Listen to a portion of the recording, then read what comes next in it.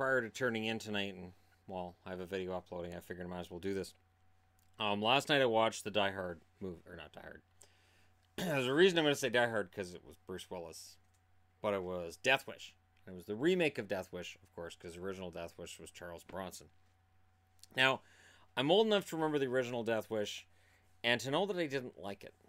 I thought it was mean-spirited, and I thought it was, I don't know, there was something exploitive, something just, I didn't like it, even as a kid. I didn't enjoy it. And by the time you get around to Death Wish, I want to say 3 or 4, they got kind of awesome, because they got ridiculous. The first one was still trying to be a serious movie, but they got ridiculous. Now, Eli Roth decided he was going to remake Death Wish and do it with Bruce Willis. And there was nobody around to say, it's not a good idea. And I don't know that it was a bad idea. It's funny, too, because the reviews that I saw were bad. And I remember thinking, well, this movie isn't going to be any good. And part of the reason I'm doing this review is because I actually kind of enjoyed it. I did. I thought that the way they did it was solid. There were parts of the movie where I thought, again, they could have gone exploitive, and they didn't. They painted themselves into a corner in terms of Bruce Willis's character. His home is raided, and his wife is shot and killed, and his daughter is left in a coma. So he wants to get the guys who did it because the cops aren't working hard enough or fast enough at it.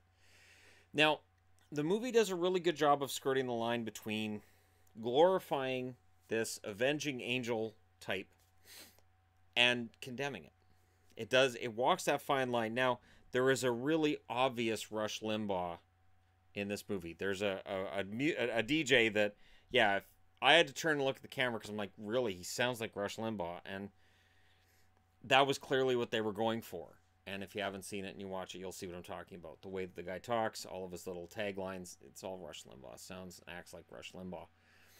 That was kind of cheesy, but again, it started this conversation about, do you really want people to take the law into their own hands? And at the end of the movie, they kind of leave it up to you, and they do leave it open for a sequel, which, as far as I know, is never going to happen, because this movie kind of sort of bombed, as far as I remember. Even though it's a low-budget movie, I don't think there was a big budget to it. Now, Eli Roth being in charge, you might expect some really, really graphic violence. And there is, but it doesn't feel like it's over the top. And it also doesn't feel like it's torture. I've had a problem with Eli Roth movies in the past where there's a lot of torture. There's a lot of body horror. There's a lot of... So when you see his name attached to a movie like this, you're like, oh, good, now he's doing an action movie. Awesome. Bruce Willis is very likable, though I don't buy him as a doctor. I don't. I don't buy Bruce Willis as a doctor, and it's not that he had a bad performance in this movie. I don't. I don't. If I walk into a doctor's office and it's Bruce Willis, I fully believe that he's going to start shouting, swearing at me, and probably pull out a gun before we're done my checkup. He's not... Anyways, it sort of reminded me of the criticism by Stephen King about Jack Nicholson, The Shining. The idea that it's supposed to be shocking that the guy turns against his family and tries to kill them. And when you look at Jack Nicholson, you're surprised if he doesn't try to kill his family with the smiles he has and the look of crazy that he generally has in his eyes. So this movie kind of has that with Bruce Willis from an action perspective. And we know Willis is an action hero. And this movie gives us what we want.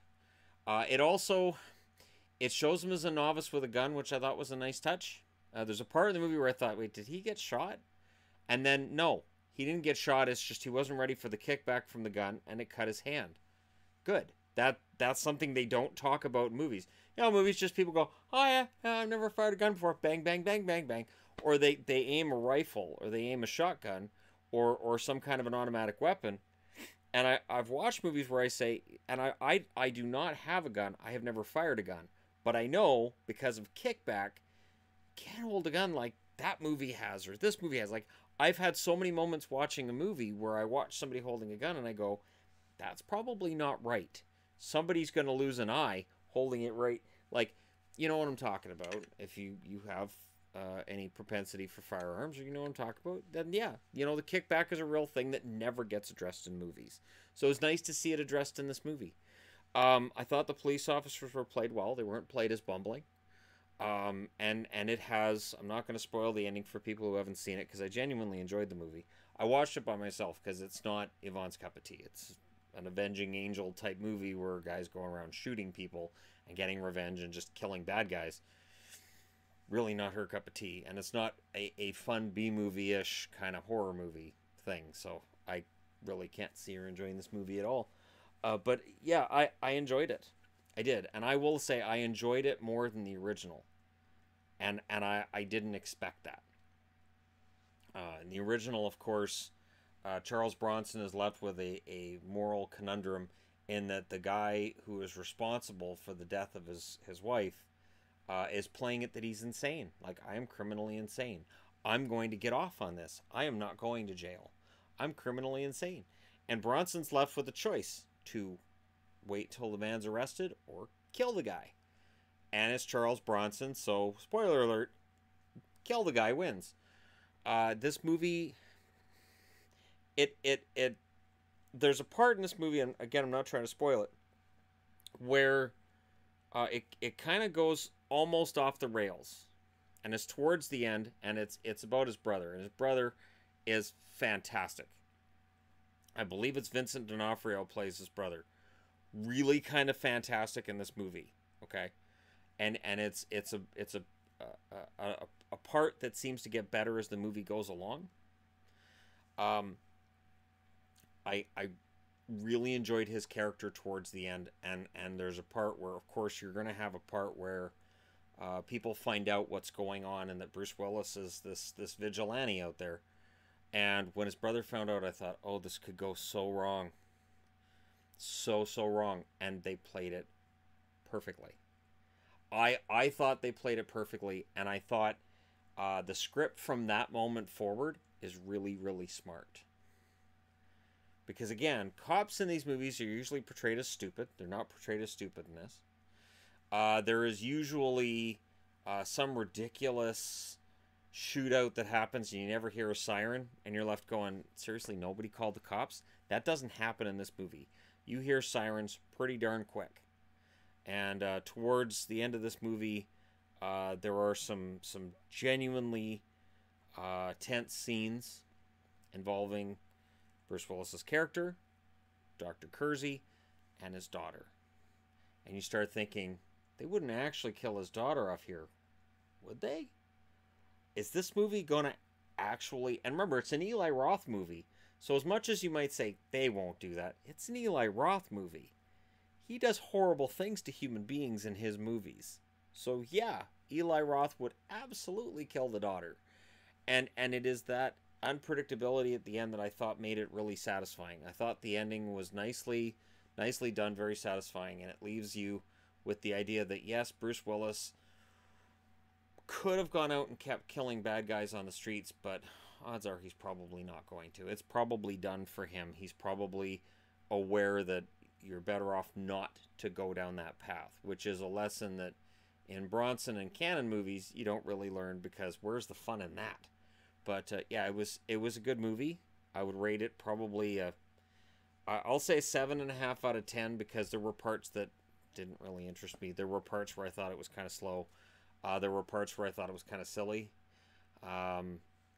Some of the social media aspects of this were handled in a Hollywood manner, where you go, yeah, as a guy who works in the whole social media thing, I don't think they've got this 100% right. I think sometimes Hollywood, definitely politics, gets it wrong too. But that's understandable, because the guys who make the decisions, the guys who write the scripts, are often not the guys who are known, who might actually make money off of this kind of thing, off the social media thing. So writing a movie and being a star in social media aren't necessarily interchangeable. So yeah, it was a really, really well done movie, and I was really very surprised. Bruce Willis, decent actor in this movie, and there are movies where Bruce Willis phones it in. And you can tell when he doesn't get along with the director. You can tell when he isn't happy. It's really, really obvious. This was a good movie, and I like Bruce Willis in this, and I will admit I enjoyed this more than the original Death Wish. This was a movie that when it came out, I said, really, they remade Death Wish? Death Wish is one of the most overrated movies in my eyes. as somebody who grew up in the 80s, it was one of the more overrated movies. I was bored during a lot of the original. This one, not so much. And I really didn't know what he was going to do next. So that was kind of fun. And it was interesting. Some of the villains were kind of cartoony, your mustache twirling villains, kind of just your basic. There wasn't really any depth to them, but it's an action movie about a guy who's getting revenge. So you kind of have to let that be what it is. Let me know your thoughts if you've seen this movie. Hey, because, you know, it's movies like this that I like reviewing more than the big box office bonanzas. Although I do intend to see Bumblebee. And I think I need to talk about Holmes and Watson, or Watson and Holmes. I'm going to need to watch that movie because it looks alarmingly bad. It may be one of those movies I need to follow with a notebook and tear apart every single part of the movie where they got it wrong. I've done it before when I didn't have a channel. I would watch bad movies, and about 10 minutes in I go, I need my book. And I'd get a notebook out and I'd just start writing notes on where this movie gets this wrong, why this movie is wrong. And I'd write down stupid lines. I would find like what we would call memes now on the internet. I would find like hooks in a movie where I'd go, this stupid joke keeps coming up. I'm going to count how many times that joke comes up. This stupid character, I know, like I would pick up on tics that actors have. If you've ever watched Party of Five, every actress in the show puts her hand to her head constantly. It got to the point where I couldn't watch the show anymore because Neve Campbell, Jennifer Love Hewitt, and Lacey Chabert constantly they constantly have a headache. And it was like, would you stop putting your hand to your forehead? So you have to start have a forehead counter. So yeah, Holmes and Watson, Watson and Holmes, whatever. I'm pretty sure it's Holmes and Watson. Don't give Will Ferrell and John C. Reilly. See, if that movie ended with Bruce Willis's character from Death Wish coming in and doing and just they're dead, you have yourself a movie. No. And when they're talking about trying to recreate the magic of Step Brothers or Talladega Nights, oh, magic. Really? That's magic? Bad magic. That's the kind that you don't want. That's really horrible magic. Like, you've got Penn and Teller magic, and then you've got the Chris Angel type, and that's like at the Chris Angel, believe me, I made the elephant disappear kind of level, where you go, you didn't make the elephant disappear, Chris. That doesn't happen. And Mind Freak, no. So thankfully, I didn't have a negative reaction to this movie. I had nothing bad to track, and for that reason, it gets a 7.5 out of 10. Let me know your thoughts in the comment section below. As always, don't forget to hit like and subscribe if you're browsing your way through.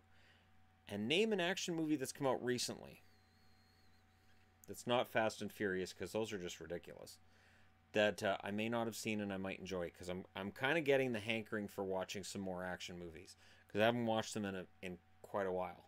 I don't have a lot of time, so I might have to parse out when I watch what, but let me know your thoughts.